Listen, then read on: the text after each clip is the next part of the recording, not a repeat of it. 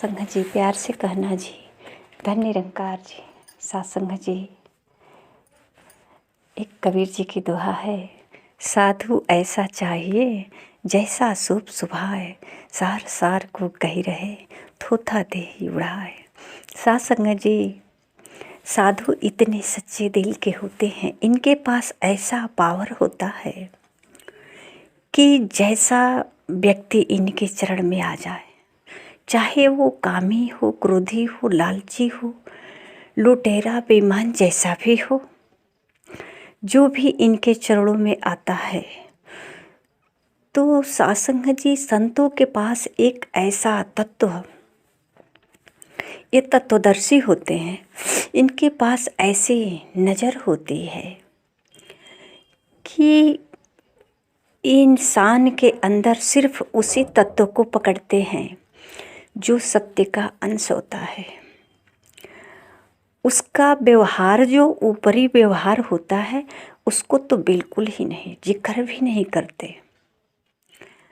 सीधे वो पकड़ते उसी को जो आकर के इस संसार में अपने आप को इस मानव शरीर में भूल गया है, अपने को ये शरीर ही समझ रहा है। और सत्संग जी उस जीव को जगाना चाहते हैं कि तुम कौन हो, इसको जानो और जानो, समझो। सत्संग जी, जो भ्रम के मारे आज दुनिया तड़प रही है, भटक रही है, कितनी परिश्रम कर रही है इस भ्रम को दूर करने के लिए, फिर भी इस परिश्रम में भी एक भ्रम भरता जा रहा है। कुछ कमाई तो हो जाती है पर उस कमाई से भी सुख शांति नहीं प्राप्त होता। इसका कारण सिर्फ भ्रम है। सत्संग जी, जो संतों महापुरुषों के चरणों में आते हैं इस भ्रम से मुक्त करते हैं। इसलिए संत जो है सच्चे दिल के होते हैं, किसी के अंदर कोई कमियां नहीं निकालते, प्रयास करते कि प्रभु इसे सद्बुद्धि दे और ये भटका हुआ है इसे कोई राह मिले। एक केवल सद्मार्ग दिखाने का ही काम करते हैं। हर किसी को, न इनके नज़र में कोई अपना होता है न पराया होता है, न कोई कामी होता न है कोई लोभी होता है। ये जो है उसके व्यवहार से इनको तनिक भी फर्क नहीं पड़ता। इनके चरण में आ गया बस इतना ही काफ़ी है। और सत्संग जी जो अवसर मिला कि एक बार आया चरण में, तो फिर इनका प्रयास यही होता है कि इसको सही राह दिखाया जाए। सत्संग जी वैसे भी एक उदाहरण दिया जाता है कि अगर धोबी के घर कपड़ा धुलने के लिए जाता है तो साफ सुथरा तो नहीं जाता होगा, मैला होगा कपड़ा, तभी तो धोबी उसको धो करके घर लाएगा। इसी प्रकार सत्संग जी संत जो है मन मलिन वालों को ही प्रयास तो करते हैं कि सबको सही दिशा मिले, पर सत्संग जी जो सही दिशा पकड़ा है उसे दिशा क्या दिखाना है। जो नहीं दिशा से जो बिछड़ गया है, जो भ्रम में जकड़ा हुआ है, संत महापुरुष उसी को दिशा देते हैं, उसी को समझाते हैं कि अपनी पहचान करो, तुम हो कौन। सत्संग जी, धन रहने से कभी इंसान को सही दिशा नहीं मिलता, विद्या ज़्यादा प्राप्त कर लेने से भी ये सत्य का राह नहीं मिलता है। इस संसार तक संसार में जो उपलब्धियां हैं वहाँ तक तो उसको दिशा मिल सकता है, पर सत्संग जी परम लक्ष्य तक नहीं मिलेगा। इसके लिए कोई तत्वदर्शी गुरु होगा जो राह दिखा सकता है। सत्संग जी ये तत्वदर्शी का कोई अलग पहरावा नहीं होता है, इसका कोई वेशभूषा नहीं होता है, इसका व्यवहार विचार ही इसकी डिग्री है, इसकी पहचान है। ये संस्कारी परोपकारी होते हैं, इससे पहचाना जाता है, इसके संस्कार से सज्जन ये सही दिशा देते हैं हर किसी को, चाहे वो अपना हो या पराया हो। इनके नज़र में कोई अपना होता है न पराया होता है। तो सत्संग जी इसलिए महापुरुष संतों के चरणों में आते हैं। जो भी व्यक्ति महापुरुषों के चरणों में आते हैं उम्मीद लगा करके, आस लगा करके यहाँ से कुछ प्राप्त करके जाएंगे। तो सत्संग जी यहाँ से वो प्राप्त नहीं हो सकता जो संसार में बना है। अगर इसकी लालच से हम आते हैं संतों के चरणों में, इस संसार की वस्तुओं को प्राप्त करने के लिए आते हैं, तो ये मानव निर्बल होता है, ये बिल्कुल अज्ञानी होता है, ये अपना समय का बर्बादी करता है। क्योंकि ये पता है कि संसार की जो वस्तु है किसी भक्ति भजन करने से नहीं, परिश्रम करने से प्राप्त कर लेते हैं। भक्ति भजन से सिर्फ वही प्राप्त कर सकते हैं जो इस संसार की वस्तुओं से नहीं प्राप्त किया जा सकता है, जो इस संसार में कमाए हैं इससे नहीं प्राप्त किया जा सकता है। प्रभु ने खुद ही बनाया है। ये महापुरुष बताते हैं कि बिन हरि कृपा मिलहि नहीं संता। ये हरि की कृपा होती है तब संतों का दर्शन होता है। करण करावन हार ये परमात्मा है। जब ये कुछ कराना चाहता है, सही राह पे चलाना चाहता है, यानी ये शरीर जो मिला है संसार में, इस शरीर से कुछ परोपकार करना होता है, संसार में किसी का कल्याण होना है इस शरीर के माध्यम से, तो ये संत का आगमन होता है और संत इसे सही दिशा दे करके उस व्यक्ति तक पहुंचाता है जिसका परोपकार इसके द्वारा होना है। सत्संग जी धन से अगर ये सब कुछ होता, ज्ञान से होता। एक भ्रम की बात भागवत कथा में बताई जाती है कि वहाँ राजा परीक्षित जी जो हैं उनको भ्रम हुआ था किसी ऋषि मुनि की श्राप से। 7 दिन का समय मिला था उनको और 6 दिन तक तो कथा सुनते रहे, उनको भ्रम खत्म नहीं हुआ। पर सत्संग जी जब उन्होंने कहा कि सुनो मैं एक कहानी कहता हूँ, तो सत्संग जी सुखदेव जी ने कहा उस कहानी के माध्यम से कि एक राजा है और राजा जो है शिकार खेलते खेलते जंगल में काफ़ी दूर निकल गए और उनको अंधेरा हो गया, रास्ता भी भटक गए। अब उन्हें कहीं सूझ नहीं आ रही थी कि किधर से निकले, अंधेरा भी हो गया, घोर जंगल है, यहाँ जानवरों का भय, जान प्यारी है। तो सत्संग जी चारों तरफ नज़र दौड़ाए, एक जगह एक छोटा सा दीपक जलता हुआ थोड़ा सा प्रकाश दिखा और वहाँ गए तो देखे कि एक झोपड़ी है, उसमें दीपक जल रहा है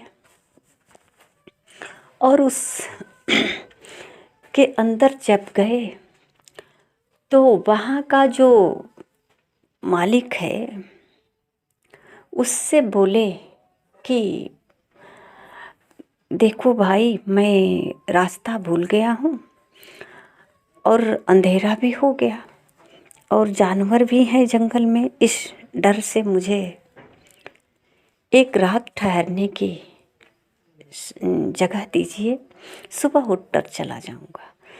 तो सत्संग जी उन्होंने कहा कि नहीं नहीं, यहाँ किसी के लिए जगह नहीं है। बहुत सारे लोग इसी तरह से भटके हुए आए और एक रात के बजाय कई रात गुजार कर जाते हैं। राजा ने बोला कि नहीं, मैं नहीं ऐसा करूँगा, मैं सुबह उठकर चला जाऊँगा। वैसे भी इसमें कौन रुकेगा, ये हाड़ मास की कोठरी है, यहाँ कौन रुकने वाला है। तो सत्संग जी राजा जब उस में रुक गए तो वहाँ केवल मांस, मज्जा, पीव, मल मूत्र, खून पीव, यही सब भरा हुआ था।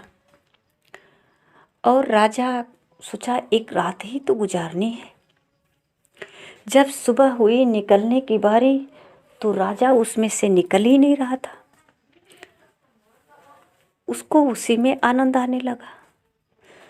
तो सुखदेव जी जब ये इतना कहानी सुनाते हैं तो राजा बोले कि कैसा वो राजा है कि उसमें से निकल नहीं रहा है, उसे तो निकल जाना चाहिए, अपनी वचन से मुकर गया।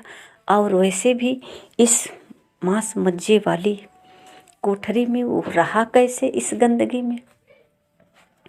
तो सत्संग जी सुखदेव जी बोले कि ओ राजा आप हो, इस शरीर में जो, इस शरीर से जो मोह लगाए हो, ये कोठरी ही तो है। इसमें क्या है, मलमूत्र है, हड्डी है, मांस है, मज्जा है, खून है, और तो कुछ नहीं है। तो सत्संग जी वहाँ 7वें दिन राजा को बोध होता है तो कहा जाता है कि इस कथा से मुक्ति मिले। सत्संग जी इसीलिए हम संतों महापुरुषों के चरण में जाते हैं कि संत महापुरुष अपने वचनों से हमें राह दिखाते हैं और मुक्ति दिलाते हैं भ्रम से कि हाड़ मांस जाम के शरीर जो है, ये शरीर नहीं, शरीर के अंदर हो और इसकी बोध जरूरी है। सत्संग जी राजा परीक्षित को ये बोध हो गया कि मैं शरीर नहीं, शरीर में हूँ। और जिसको जिसको ये बोध हुआ कि मैं शरीर नहीं, मैं शरीर में हूँ, ये शरीर का नाश हो सकता है पर मेरा नहीं। तो सत्संग जी जैसे ही बोध हुआ, महापुरुष कहते हैं ब्रह्म की प्राप्ति, ब्रह्म की समाप्ति। जैसे ही बोध हुआ सारे ब्रह्म खत्म हुआ और ये जीवन सहज हो गया। समझ आ गई कि कुछ भी नहीं है, ये सब परिवर्तनशील है, परिवर्तन में जाना ही है। जो शाश्वत है इसका हमें ध्यान रखना है और इसका ध्यान तभी रख सकते हैं कोई इसे बोध तो कराए। सत्संग जी अगर जीवन में कोई तत्वदर्शी गुरु मिले जो ये बोध करा दे, उसके चरणों में आकर के अपना जीवन को सफल बनाएं।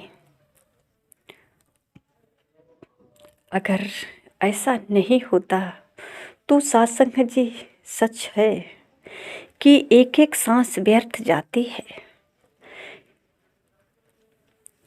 बाबा जी अक्सर विचार में कहते हैं कि नहाए धोए क्या हुआ, जो मन का मैल न जाए। मछली हमेशा जल में रहती है पर मछली की गंध कभी खत्म नहीं होता। तो सासंग जी, इस शरीर को धोने से मैं कैसे साफ सुथरा हो सकते हैं?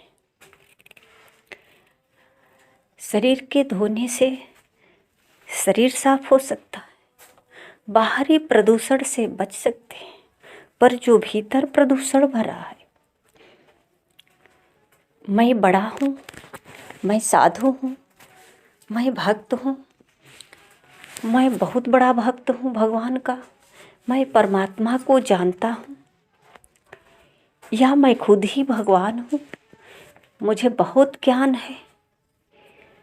तो सासंग जी, कभी विचार कर सकते हैं कि मैं हूँ कौन?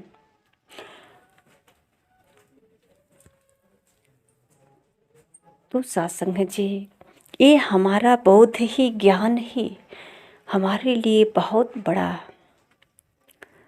एक लक्ष्य है। ये जब प्राप्त हो जाता है, यहाँ पर महापुरुष उदाहरण देते हैं कि कामी क्रोधी लालची इनसे भक्ति न होए, भक्ति करे कोई सुरमा जात वरन सब खोए। जिसके पास कोई काम न हो, चाहत न हो, इच्छा न हो, संसार जी कहते हैं चाह गई चिंता गई, मनवा बेपरवाह, जिसे कछु नहीं चाहिए वही है शहंशाह। ये शहंशाह है, पर इसका बोध नहीं है। और जिस दिन ये पता चलता है कि मैं शहंशाह हूँ, मैं कौन हूँ, तो सासंग जी, इस सबसे बड़ा धनवान होता है,